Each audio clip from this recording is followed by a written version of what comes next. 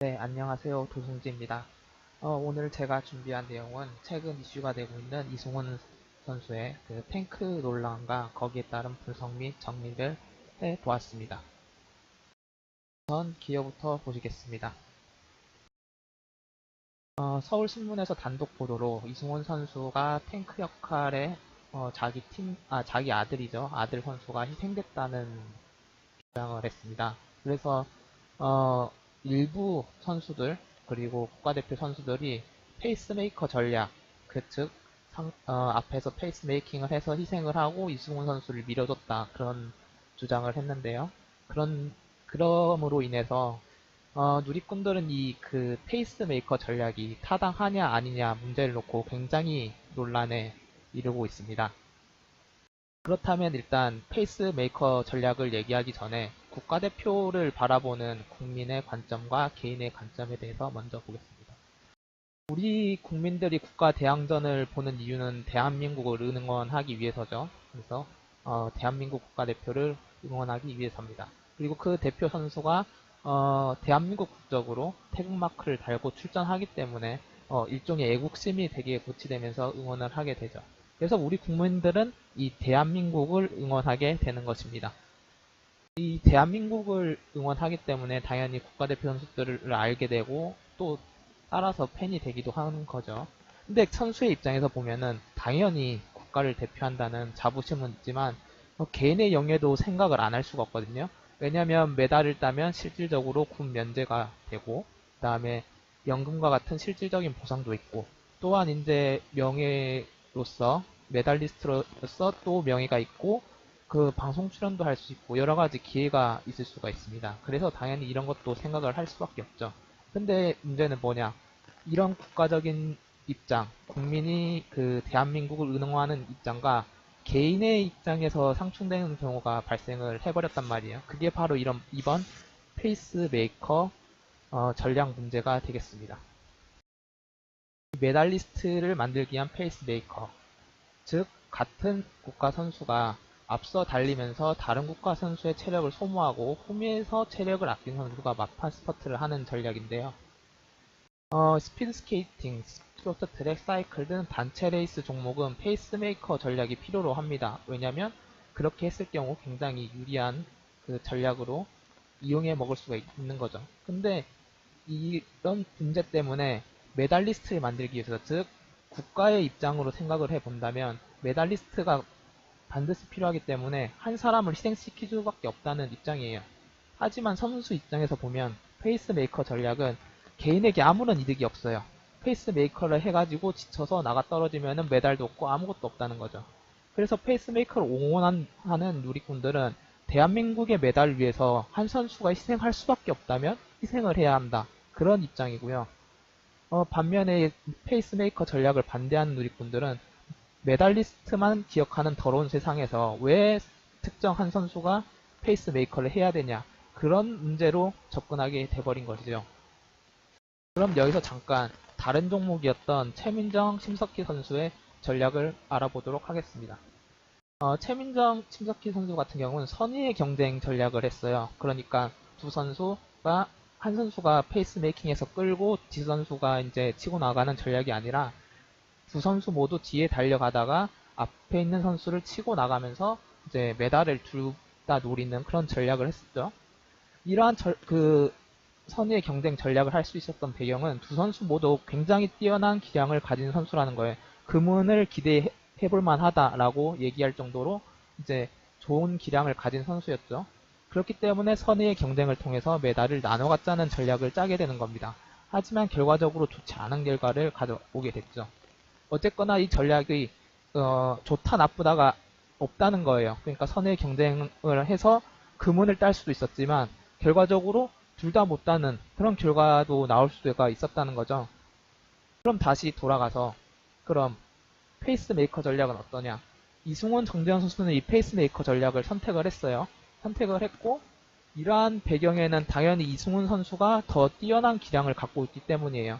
그러니까 그 페이스메이커라는 게 메달권에 있는 선수를 밀어주기 위함이잖아요. 그럼 상대적으로 메달권이 아닐 수 있는 선수가 페이스메이킹을 하고 그다음에 메달권에 있는 선수를 이제 후미에서 체력을 보충시키면서 메달을 만드는 전략이거든요.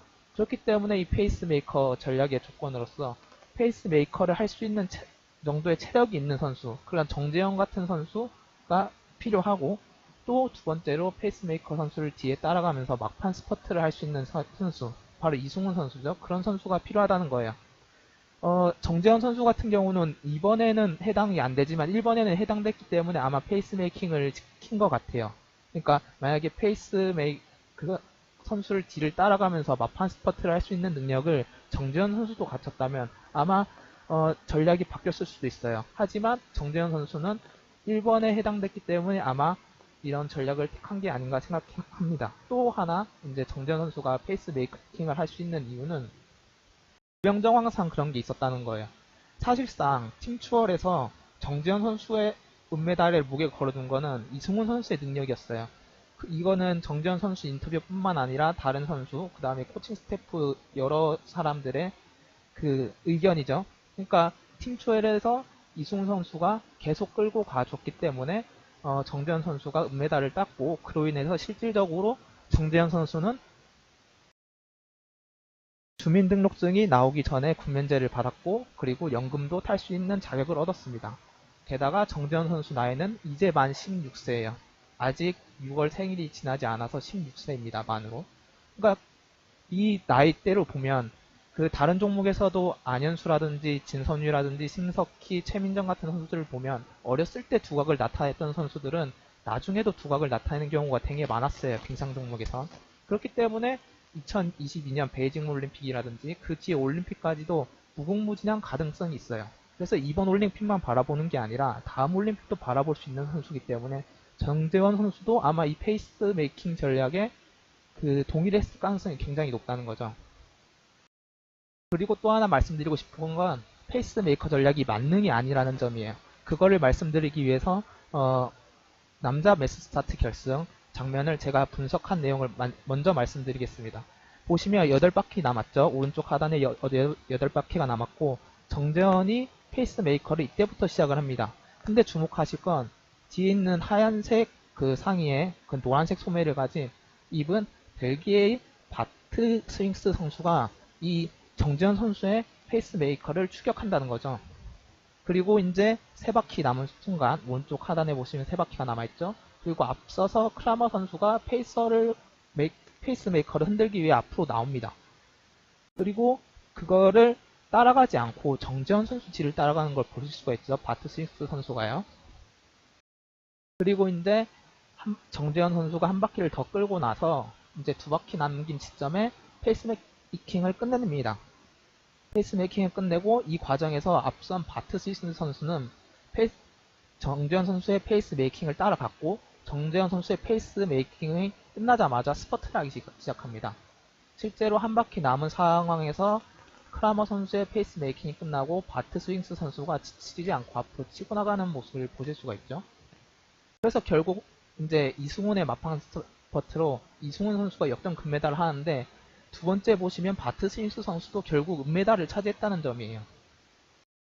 그러니까 제가 아까 말씀드린 페이스메이커의 전략 조건이 있었잖아요. 그 두 번째가 페이스메이커 선수 뒤를 따라가면서 막판 스퍼트를 할 수 있는 능력을 가진 선수가 필요하다는 거예요. 그렇기 때문에 페이스메이커를 다른 나라가 하더라도 그 선수를 따라갈 수 있는 능력을 가졌다면, 그리고 막판 스퍼트를 할 수 있다면 메달권에 들어갈 수 있다는 거죠. 같은 전략을 한 네덜란드 페르베이 선수는 동메달을 차지했고, 홀로 출전한 벨기에 바트 스윙스 선수가 은메달을 차지했다는 점이에요. 그래서 제가 하고 싶은 말은 전략만큼이나 더 중요한 것이 선수 역량이라는 거예요. 그러니까 아무리 좋은 전략, 그러니까 페이스메이커 전략이 아무리 좋다고 하더라도, 그리고 선의 경쟁 전략이 아무리 좋다고 하더라도 선수의 역량이 따라주지 않으면 전략은 아무 소용이 없다는 거예요. 선수 기량이 받쳐줬기 때문에 이런 전략을 할 수 있었던 거고, 이런 전략을 시행한 선수들이 대단하다. 그래서 최민정, 심석희 선수나 정지현, 이승훈 선수 모두 각자 상황에 맞는 전략을 택했을 뿐이고, 결과적으로 어떻게 됐냐. 선의 경쟁도 아까 말씀드린 것처럼 금은을 딸 수 있으면 둘 다 못 땄고, 근데 페이스메이커는 결과적으로 이승훈 선수는 금메달을 땄어요. 그러니까 각자 상황에 맞는 전략을 선택했을 뿐이라는 거죠. 페이스메이커를 이용하는 나라가 유리한 건 맞지만 절대적인 것은 아니겠다. 그렇게 말씀드리고 싶어요. 결국 선수 역량이 중요하다. 그리고 페이스메이커 전략을 견제하기 위해서 매치 스타트는 나라별 쿼터가 2명이에요. 만약 2명 이상 선수가 한 3명, 4명 출전을 한다. 그러면은 번갈아 가면서 페이스 메이킹을 하겠죠. 그러면 다른 나라 선수가 절대적으로 불리하기 때문에 나라별 쿼터가 2명이라는 거죠. 그런 거를 종합적으로 고려했을 때 전략은 중요한 게 아니다. 결국 선수가 중요하다. 그런 말씀을 드리고 싶습니다. 그리고 마지막으로 어떤 전략이든 선수에게 강요해서는 안 된다는 점인데요. 여러분들이 다 알고 계시는 빙상계의 적폐 파벌이죠. 파벌의 역사는 2006년 토리노 올림픽 때부터 시작이 되었습니다. 12년째 지속된 파벌 싸움의 중심에는 전명국 부회장이 있다는 점 여러분도 잘 알고 계실 거라고 생각을 해요. 근데 만약에 이 페이스메이커 전략이 빙상연맹의 파벌이나 코칭 스태프의 강요로 이루어진다면 절대적으로 이루어져서는 안 되는 일이죠. 그러니까 선수들끼리 이제 페이스메이킹을 하자, 선의 경쟁을 하자라고 합의를 볼 수는 있지만 코칭 스태프나 연맹이 나서서 강요를 하거나 정말 이제 안 하면 뭐 국가대표에서 박탈시키거나 그런 일은 절대 이루어져서 안 되는 거죠. 그래서 혹시 그런 일이 있을 수 있기 때문에 빙상연맹의 대대적인 감사가 필요하다는 거예요. 정말 우리 국민들이 언제까지 이 빙상연맹의 적폐를 봐야 됩니까? 맨날 파벌 얘기만 나오잖아요. 올림픽만 했다 하면 파벌. 그러니까 그걸 이제 끝내야 할 때가 왔다는 겁니다. 그래서 정리 및 결론을 말씀드리겠습니다. 과 개인 간의 문제가 발생하는 페이스메이커 전략입니다. 아까 말씀드린 것처럼 그냥 다른 국가와의 경쟁, 그러니까 전략이 없는 경쟁에서는 상관이 없는데 페이스메이커는 전략상 그게 필요하다. 그렇기 때문에 개인의 가치, 국가의 가치가 상충되는 문제가 발생을 하는 거죠. 하지만 상황에 따라 경기 전략은 달라질 수 있다. 그러니까 선수들끼리 합의 봐서 선의 경쟁을 할 수도 있고 페이스메이커 전략을 할 수도 있는데 결과는 결국 선수들 본인들이 책임을 져야 된다. 그리고 전략만큼이나 더 중요한 거는 선수들의 역량이다. 각자 역량에 따라서 전략을 준비하고 거기에 맞춰서 이루어지는 것이 중요하지 전략이 중요한 게 아니라는 점이에요. 그리고 어떤 전략이든 선수한테 절대로 강요해서는 안 되는 것. 코칭 스태프나 이제 연맹에서 강요해서 안 되고 선수들끼리 알아서 해결하고 알아서 결과에 대해서 책임져야 된다고 생각합니다. 그래서 결론은 최선을 다한 선수들에게는 아끼는 없는 찬사를 보내자는 거예요. 어쨌거나 경기 전략은 스스로 짰다면 그리고 그 결과에 책임을 졌다면 그건 선수들의 몫인 거예요. 잘 되면 금메달 따서 좋은 거고 아니면 안 된 대로 어쩔 수 없는 거고요. 그리고 이제 더 이상 올림픽에서 파벌 싸움을 보지 않도록 빙상연맹을 갈아엎어야 됐다고 생각합니다. 이제 더 이상 올림픽, 동계올림픽 할 때마다 어느 파벌이다 그런 얘기가 나오지 않도록 우리 선수들은 하나잖아요. 국가대표도 하나입니다. 결국 어느 선수가 뭐 파벌이고 어떤 파벌이고는 국민들은 상관이 없어요. 그냥 국가대표 전체가 힘을 합쳐서 그리고 노력해서 메달을 따는 모습 그거를 응원하고 싶은 거라고 생각합니다. 네, 시청해주셔서 감사합니다. 다음에 더 좋은 콘텐츠로 찾아뵙겠습니다. 감사합니다.